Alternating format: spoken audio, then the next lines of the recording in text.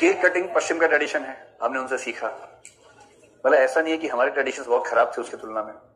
और केक मेरे ख्याल से एक आसान चीज नहीं, मुश्किल चीज ही है। जैसे 10 लोग हैं, केक काटना, उसके बाद केक बटे कैसी चुनौती रहती है अपने आप में। और अगर आपने खुले में छोड़ दिया तो फिर वो सब गंदे गंदे हाथ उसमें ठूंस देंगे और वो अनहाइजेनिक तरीके से।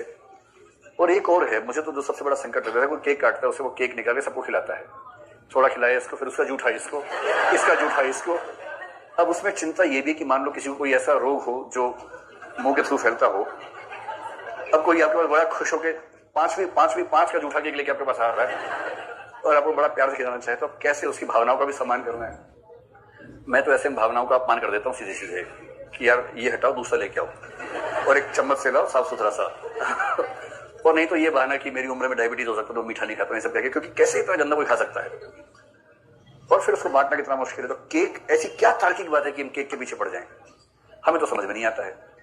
अरे काट रही है तो हलवा काटो, हलवा बनाओ, काटो, कम से कम उसमें ये खतरा नहीं है कि 5 मिनट खाना पड़ेगा, अपना एक खाओ, क्या दिक्कत है। तो मतलब एक बात तो ये होगी कि ऐसी कई सांस्कृतिक परंपराएं, केक काटना, मोमबत्ती बुझाना, सब मोमबत्ती बुझाने में लगे हैं भारत में और किसी को नहीं पता काहे बुझा रहे हैं, लेकिन सब बुझा रहे हैं। और उसमें नियम भी बता रहे हैं कि एक छोड़ देना जलती हुई, एक जलना बहुत जरूरी है। और गलती से वो बुझ जाती है कई बार, जैसे बुझती है 2-3 दकियाने से बोलते हैं बस अब काम खत्म है तुम्हारा, ओके मोमबत्ती बुझ गई, अब तो तुम्हारी मोमबत्ती बुझने वाली। तो ये इसमें क्या तर्क है?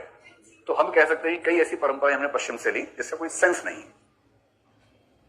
और कुछ बताना चाह रहे हैं? बताइए, बताओ बताओ बताओ, मोमबत्ती बुझने का क्या मतलब, बताओ। अच्छा, इसने नहीं बोला, इसने बोला भाई, इसने बोला कि पड़ोसियों का दीपक बुझा के अपना दीपक बुझाना चाहिए, ऐसा कुछ बोला। पड़ोसियों का दीपक बुझाने का मतलब क्या होता है?